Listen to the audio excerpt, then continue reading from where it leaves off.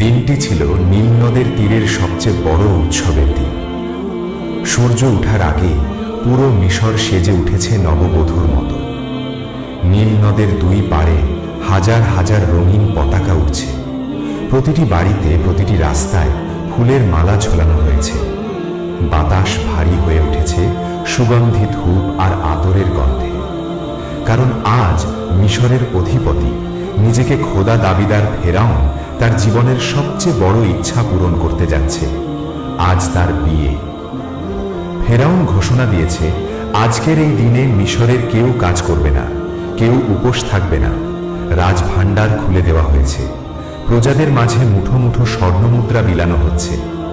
কিন্তু এই উৎসবের মাঝেও, এই কোলাহলের আড়ালে বনী ইসরায়েলদের বস্তিতে ছিল এক গভীর নিস্তব্ধতা। সেখানে কোনো আনন্দ নেই, কোনো উৎসব নেই। আছে শুধু দীর্ঘশ্বাস আর চাপা কান্না। তারা জানে তাদেরই এক বোন, তাদেরই কওমের এক রত্ন আজ নিজেকে উৎসর্গ করতে যাচ্ছে এক জালেমের হাতে। বনী ইসরায়েল বস্তির এক কোণায় মুজাহিমের ছোট্ট ঘরটি আজ ঘিরে রেখেছে ফেরাউনের বিশেষ প্রহরীরা। ঘরের ভেতরে দাসীরা আসিয়াকে সাজাতে ব্যস্ত। তারা আসিয়ার জন্য রাজপ্রাসাদ থেকে নিয়ে এসেছে পৃথিবীর সবচেয়ে দামি রেশমি পোশাক, হীরা মুক্তার গহনা এবং সুগন্ধি তেল। দাসীরা যখন আসিয়ার চুলে সুগন্ধি মাখাচ্ছে, তখন আসিয়া পাথরের মতো স্থির হয়ে বসে আছেন। তার চোখে কোনো পলক নেই, মুখে কোনো কথা নেই। আয়নায় তিনি নিজের প্রতিবিম্ব দেখছেন, কিন্তু তার মনে হচ্ছে তিনি কোনো জীবন্ত লাশ দেখছেন। তার মা পাশেই দাঁড়িয়ে অঝরে কাঁদছেন। মা এসে আসিয়ার কপালে চুমু খেলেন। কান্না জড়িত কণ্ঠে বললেন, মা রে, আজ তোকে রানীর মতো লাগছে, কিন্তু আমার বুক ফেটে যাচ্ছে। আমি তোকে ওই শয়তানের ঘরে পাঠাতে চাইনি। আল্লাহ কেন আমাদের এমন পরীক্ষায় ফেললেন? আসিয়া মায়ের হাত ধরে শান্ত কণ্ঠে বললেন, মা, তুমি কেঁদো না। আমি তো নিজের সুখের জন্য যাচ্ছি না। আমি যাচ্ছি আমার বাবার জীবন বাঁচাতে, আমার কওমের হাজার হাজার মাসুম শিশুকে বাঁচাতে। আল্লাহ যদি আমাকে এই ত্যাগের জন্য কবুল করে থাকেন, তবে আমি কেন কাঁদব? আমার দেহ হয়তো ফেরাউনের প্রাসাদে যাবে, কিন্তু আমার মন, আমার রূহ সব সময় আমার রবের কাছেই থাকবে।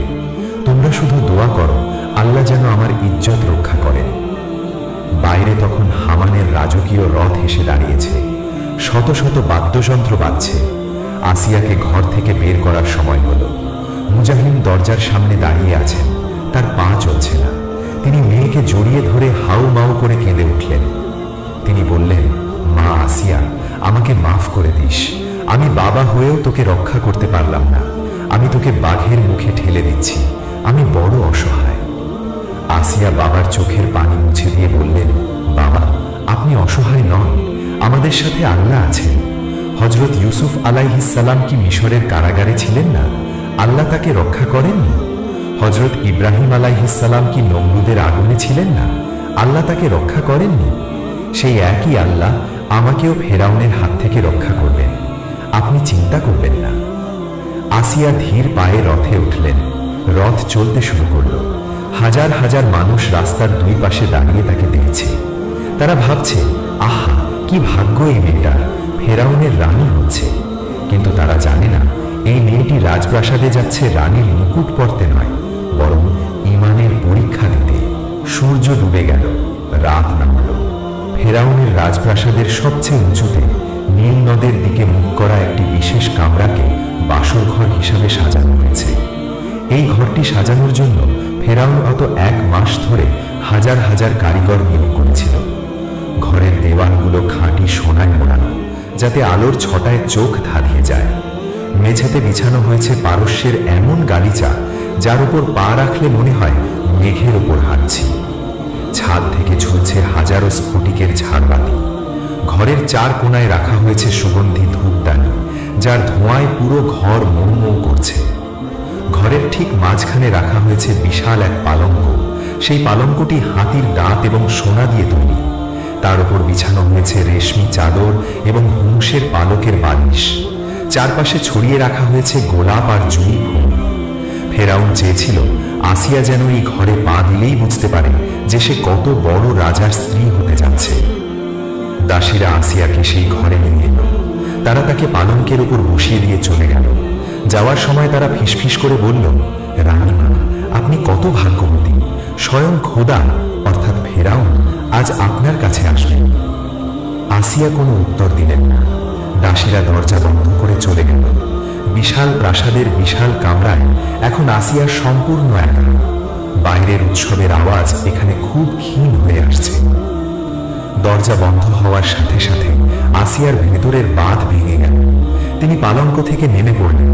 তার মনে হলো এই সোনার ঘর তার জন্য জাহান্নামের আগুনের মতো। তিনি ছুটে গিয়ে জানালার কাছে দাঁড়ালেন। নিচে নীল নদ দেখা যাচ্ছে, চাঁদের আলোয় নদীটি চকচক করছে। আসিয়া আকাশের দিকে তাকিয়ে বললেন, হে আমার নব, এই বিশাল পৃথিবী তোমার সৃষ্টি। এই ফেরাউন, এই হামান, এই প্রাসাদ সব তোমার সৃষ্টি। তুমিই এদের মালিক। আজ আমি তোমার কাছে আশ্রয় চাইছি। আমি আমার শরীর, আমার পবিত্রতা এই নাপাক ফেরাউনের কাছে সঁপে দিতে চাই। তুমি আমাকে রক্ষা করো। তিনি দেখলেন ঘরের এক কোনায় একটা পানির পাত্র রাখা আছে। তিনি সেখানে গেলেন। তিনি অজু করলেন। ঠান্ডা পানি যখন তার মুখে লাগলো তখন তার মনে হলো আল্লাহর রহমত তাকে স্পর্শ করছে। তিনি অজু করে ঘরের এক কোনায়, যেখানে একটু অন্ধকার ছিল, সেখানে তার ওড়না বিছিয়ে জায়নামাজ তৈরি করলেন। তিনি নিয়ত বাঁধলেন। তিনি সালাতে দাঁড়িয়ে গেলেন।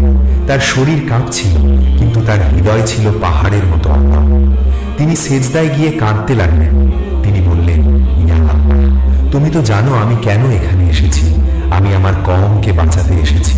কিন্তু মাবুদ, তুমি কি আমাকে এই কাফেরের হাতে লাঞ্ছিত হতে দেবে? তুমি কি তোমার বান্দির ইজ্জত রক্ষা করবে না? আমি তোমার কাছে ভিখারিনীর মতো হাত পাচ্ছি। আমার এবং এই জালেমের মাঝখানে তুমি পর্দা ফেলে দাও। এমন কোনো কুদরত দেখাও যেন সে আমাকে স্পর্শ না করতে পারে। আসিয়ার এই কান্নার ফরিয়াদ সরাসরি আরশ মহল্লায় গিয়ে পৌঁছল।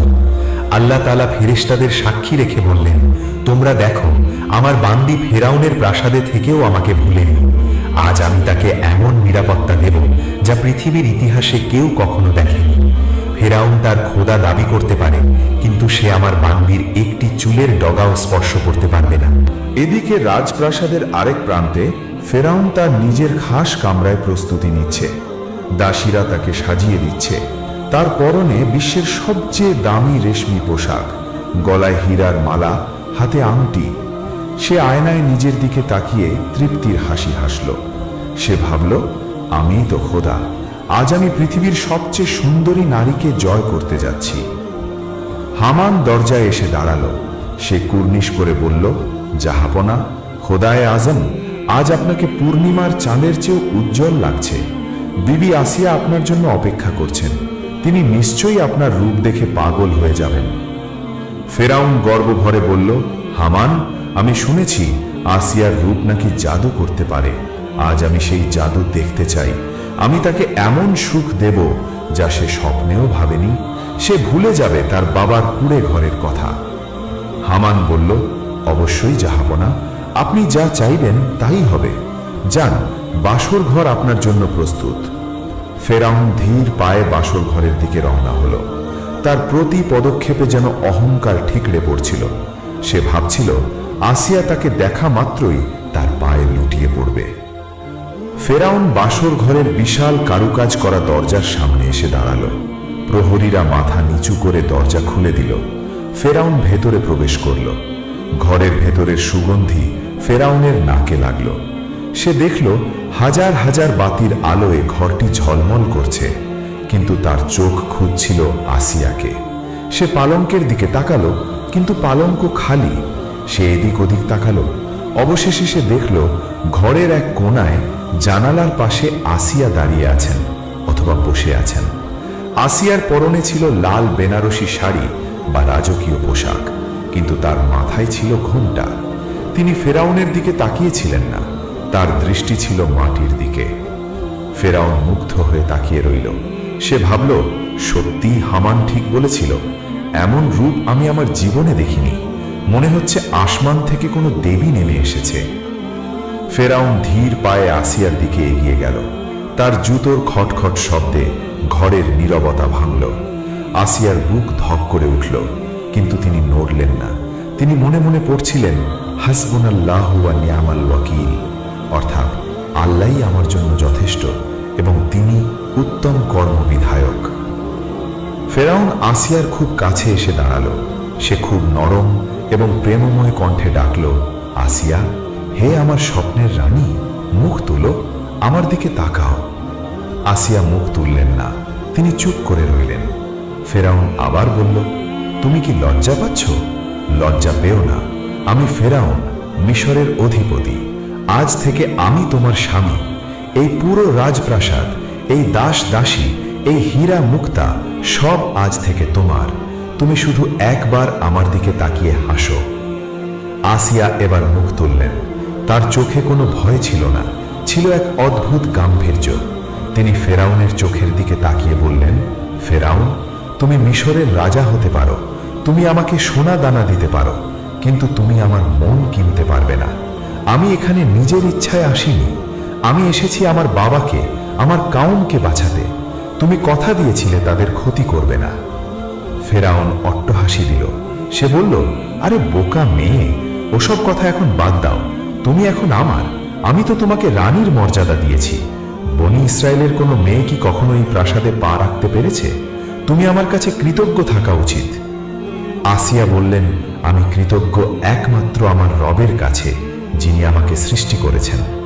ফেরাউন ভ্রু কুঁচকে বলল, তোমার রব? আমি তো তোমার রব, আমি তো তোমাকে খাওয়াচ্ছি, পড়াচ্ছি, আমাকে ছাড়া আবার কে রব হতে পারে? আসিয়ার ঘৃণা ভরে মুখ ফিরিয়ে নিলেন।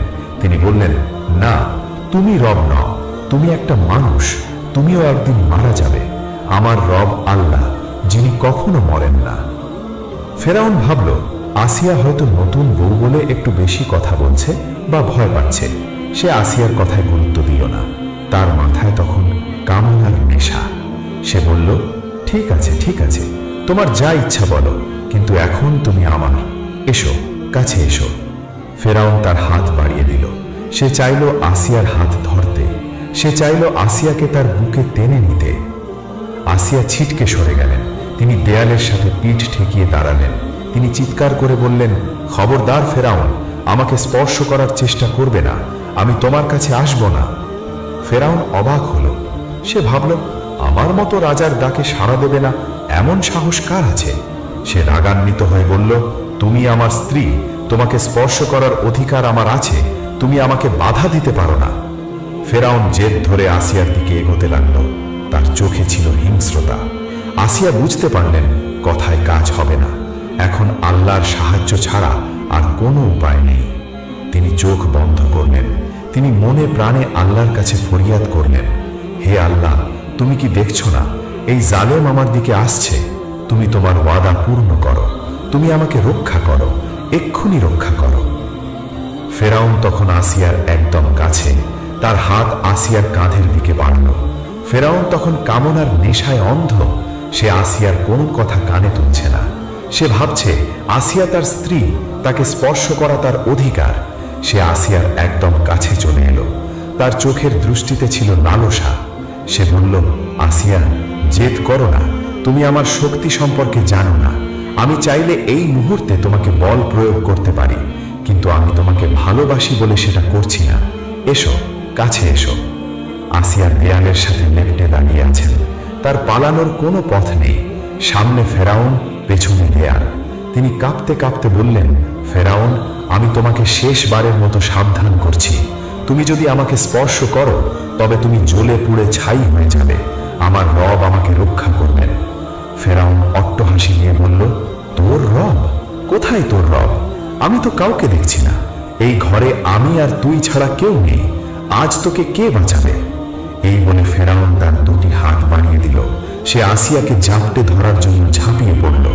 ঠিক সেই মুহূর্তটিতে যখন ফেরাউনের হাত আসিয়ার শরীর স্পর্শ করতে যাবে, এক অদ্ভুত এবং অলৌকিক ঘটনা ঘটল। হঠাৎ ফেরাউনের মনে হলো আসিয়ার শরীরের চারপাশে এক অদৃশ্য আগুনের দেওয়াল তৈরি হয়েছে। সে কোনো আগুন দেখছে না, কিন্তু তার হাত যখনই আসিয়ার কাছে গেল, সে প্রচন্ড তাপ অনুভব করল। মনে হলো কেউ তার হাতে জ্বলন্ত কয়লা চেপে ধরেছে। ফেরাউন চিৎকার করে হাত সরিয়ে নিল। সে তার হাতের দিকে তাকালো। হাতটা লাল হয়ে গেছে, কিন্তু কোনো আগুন নেই। সে অবাক হয়ে গেল। সে ভাবল, এটা কি হলো? আমার মনের ভুল নাকি? সে আবার সাহস সঞ্চয় করল। সে ভাবল, না, আমি ভয় পাবো না, আমি খোদা, আমি সব পারি। সে আবার হাত বাড়ালো, এবার আরো জোরে। দ্বিতীয়বার যখন সে হাত বাড়ালো, তখন পরিস্থিতি আরো ভয়ঙ্কর হয়ে উঠল। এবার আর শুধু তাপ নয়, তার মনে হলো তার হাতটি পাথরের মতো ভারী হয়ে গেছে। সে তার হাতের আঙুলগুলো নাড়াতে পারছিল না। তার কবজি থেকে কাঁধ পর্যন্ত পুরো হাত অবশ হয়ে গেল। শুধু হাত নয়, তার বুকের ভেতরটা ধরফর করতে শুরু করলো। তার শ্বাস আটকে আসছিল। মনে হচ্ছিল কেউ তার গলা টিপে ধরেছে। সে নিঃশ্বাস নেবার জন্য হাঁপাতে লাগলো। তার চোখ উল্টে আসার উপক্রম হলো। সে ভয়ে চিৎকার করে উঠল, এ কি হচ্ছে আমার? আসিয়া, তুই কি করছিস? আমার শরীর এমন করছে কেন? আমি নড়তে পারছি না কেন? আসিয়া তখনও শান্তভাবে দাঁড়িয়েছিলেন। তার ঠোঁটে ছিল আল্লাহর নাম। তিনি দেখলেন আল্লাহর ওয়াদা সত্য হয়েছে। ফেরাউন তার সামনে যন্ত্রণায় ছটফট করছে। আসিয়া বললেন, ফেরাউন, তোকে আমি আগেই বলেছিলাম, আমি আল্লাহর জিম্মায় আছি। আমার রব তোকে আমার কাছে ঘেঁষতে দেবেন না। তুই যদি আর এক পা এগোস, তবে তুই এখানেই মরে যাবি। তাফসিরের বর্ণনায় এসেছে, আল্লাহ তাআলা ফেরাউনের চোখে এক ধোঁকা তৈরি করে দিলেন। ফেরাউন যখনই আসিয়ার দিকে তাকাচ্ছিল, সে আসিয়ার জায়গায় এক ভয়ঙ্কর আকৃতির জিন বা শয়তান দেখতে পাচ্ছিল, অথবা আসিয়াকে আগুনের তৈরি মনে হচ্ছিল। ফেরাউন ভয়ে পিছিয়ে গেল। সে বিছানায় বসে পড়ল। তার শরীর ঘামে ভিজে গেছে। সে কাঁপতে কাঁপতে বলল, তুমি কে? তুমি কি মানুষ নাকি জিন, নাকি কোনো জাদুকর? আমার সাথে এমন কেন করছো? আসিয়া বললেন, আমি কোনো জিন নই, জাদুকরও নই। আমি একজন সাধারণ মানবী, কিন্তু আমার ঈমান আমাকে শক্তিশালী করেছে। তুই নিজেকে খোদা দাবি করিস, অথচ তুই নিজের হাত নাড়াতে পারছিস না। তুই কেমন খোদা? ফেরাউন লজ্জিত হলো। তার অহংকারে আঘাত লাগলো। সে বুঝতে পারল এই নারীর সাথে এমন এক শক্তি আছে যার সাথে সে পারবে না। সে ভয় পেল। সে ভাবল, যদি সে জোর করে তবে হয়তো সে সত্যিই মারা যাবে। সে বলল, ঠিক আছে, আমি তোমাকে স্পর্শ করব না। তুমি দূরে থাকো, আমার শরীর ঠিক করে দাও। আমি কথা দিচ্ছি, আমি তোমার কাছে আসব না। আসিয়া আল্লাহর কাছে দোয়া করলেন, হে আল্লাহ, ও পিছু হটেছে, ওকে স্বাভাবিক করে দাও, যাতে ও বুঝতে পারে ক্ষমতা তোমার হাতে। আল্লাহর হুকুমে ফেরাউনের হাত আবার স্বাভাবিক হলো। তার শ্বাসকষ্ট কমে গেল, কিন্তু তার মনের ভয় গেল না। সে সেই রাত আর আসিয়ার দিকে তাকানোর সাহস পেল না। সে বিছানায় এক কোণায় কুঁকড়ে শুয়ে রইল, আর আসিয়া সারা রাত জায়নামাজে দাঁড়িয়ে আল্লাহর শুকরিয়া আদায় করলেন। পরের দিন সকালে সূর্য উঠল। পুরো মিশর জেগে উঠল নতুন দিনের আলোয়। প্রাসাদের দাস দাসীরা কানাঘুষো করছে, কাল রাতে কি হলো? নতুন রানী কেমন আছে? ফেরাউন কি খুশি? ফেরাউন তার শয়নকক্ষ থেকে বেরিয়ে এলো। তার চেহারায় ক্লান্তির ছাপ, চোখে মুখে রাত জাগার ক্লান্তি। কিন্তু তার অহংকার তখনও কমেনি। সে সবার সামনে এমন ভাব করল যেন কিছুই হয়নি। সে মুচকি হেসে দাসীদের বলল, রানীর খেয়াল রেখো, যেন তার কোনো অযত্ন না হয়। কিন্তু তার মনের ভেতর তখনও গত রাতের সেই ভয়ঙ্কর স্মৃতি ঘুরপাক খাচ্ছে। তার মনে হচ্ছে, ওই নারী সাধারণ নয়। তার কাছে গেলে আমার দম বন্ধ হয়ে আসে কেন? সে কি আসলেই জাদুকর, নাকি তার খোদা সত্যিই শক্তিশালী? ফেরাউন তার দরবারে বসল না। সে সোজা হামানের খাস কামরায় গেল। হামান ফেরাউনকে দেখে খুশি হয়ে বলল, সুপ্রভাত জাহাপনা, আপনার রাত কেমন কাটল? নতুন রানী নিশ্চয়ই আপনার মন জয় করে নিয়েছে। সে হামানের দিকে তাকালো। সে চাইছিল সব খুলে বলতে, কিন্তু তার অহংকার তাকে বাধা দিল। সে ভাবল, আমি যদি হামানকে বলি যে আমি আমার স্ত্রীর কাছে যেতে পারিনি, আমার হাত অবশ হয়ে গিয়েছিল, তাহলে হামান আমাকে দুর্বল ভাববে, প্রজারা জানলে হাসাহাসি করবে। তাই সে মিথ্যা বলল। সে বলল, হামান, আসিয়া আসলেই অপরূপা, কিন্তু সে খুব লাজুক। সে আমাকে অনুরোধ করেছে তাকে কিছুদিন সময় দেওয়ার জন্য। আমিও ভাবলাম জোর করা ঠিক হবে না, সে ধীরে ধীরে আমার হবে। হামান চতুর হাসি বলল, জাহাপনা, আপনি কত মহান, আপনার ধৈর্যের কোনো সীমা নেই। ঠিক আছে, তাকে সময় দিন। রাজপ্রাসাদের বিলাসিতা দেখলে সে এমনিতেই আপনার পায়ে এসে পড়বে। ফেরাউন মনে মনে বলল, হায় হামান, তুই জানিস না ও বিলাসিতায় ভোলার পাত্রী নয়। ও ওর কাছে এমন কিছু আছে যা আমার নেই। এরপর থেকে ফেরাউন আর আসিয়ার সম্পর্ক এক অদ্ভুত মোড় নিল। ফেরাউন আসিয়াকে রানীর সর্বোচ্চ মর্যাদা দিল, তাকে আলাদা মহল দেওয়া হলো, শত শত দাসী দেওয়া হলো। কিন্তু ফেরাউন আর কোনোদিন রাতে আসিয়ার ঘরে যাবার সাহস পেল না। দিনের বেলায় সে মাঝে মাঝে আসিয়ার সাথে দেখা করতে আসতো, গল্প করত, কিন্তু নিরাপদ দূরত্ব বজায় রাখত। সে আসিয়ার চোখের দিকে তাকাতে ভয় পেত। সে ভাবত আসিয়া হয়তো কোনো মন্ত্র করে রেখেছে। আসিয়া তার মহলে রানীর হালে থাকলেও তার জীবন ছিল সাধক বা সুফিদের মতো। তিনি দিনের বেলা রোজা রাখতেন আর রাতের বেলা আল্লাহর ইবাদত করতেন। তার ঘরের দরজা বন্ধ থাকত। দাসীরা ভাবত রানী ঘুমাচ্ছেন, কিন্তু তিনি সেজদায় পড়ে কাঁদতেন। তিনি আল্লাহর কাছে বলতেন, হে আল্লাহ, তুমি আমাকে এই জালিমের হাত থেকে বাঁচিয়েছ, এর জন্য হাজারো শুকরিয়া। কিন্তু আমার মন এখানে টেকে না। আমি আমার বাবার কাছে, আমার কওমের কাছে ফিরে যেতে চাই। প্রিয় দর্শক, আজকের এই ঘটনাটি কোনো সাধারণ গল্প নয়, এটি ইতিহাসের এক অবিস্মরণীয় সত্য। ফেরাউন ভেবেছিল সে খোদা, সে সব ক্ষমতার মালিক, কিন্তু সে জানত না তার নিজের প্রাসাদের 4 দেওয়ালের ভেতরেই আল্লাহ এমন এক নারীকে রেখেছিলেন যাকে সে স্পর্শ করার ক্ষমতাও রাখত না। বিবি আসিয়া রাদিয়াল্লাহু আনহা আমাদের শিখিয়ে গেছেন, ঈমান যদি সত্যিকারের হয় তাহলে ফেরাউনের মতো জালিমের ঘরে থেকেও নিজেকে পবিত্র রাখা যায়। দুনিয়ার সব ঐশ্বর্য পায়ের নিচে থাকলেও আল্লাহর ভালোবাসা যদি অন্তরে থাকে তাহলে সেটাই আসল সম্পদ। ফেরাউন হেরে গিয়েছিল আসিয়ার পবিত্রতার কাছে, হেরে গিয়েছিল আল্লাহ কুদরতের কাছে। এই ঘটনা থেকে আমরা 3টি বড় শিক্ষা পাই। 1. তাওয়াক্কুল, অর্থাৎ আল্লাহর উপর ভরসা। আসিয়া জানতেন না তিনি কিভাবে বাঁচবেন, কিন্তু তিনি আল্লাহর উপর ভরসা করেছিলেন। আল্লাহ তাকে অলৌকিকভাবে রক্ষা করেছেন। আমাদেরও বিপদে হতাশ না হয়ে আল্লাহর উপর ভরসা রাখতে হবে। 2. পবিত্রতা রক্ষা।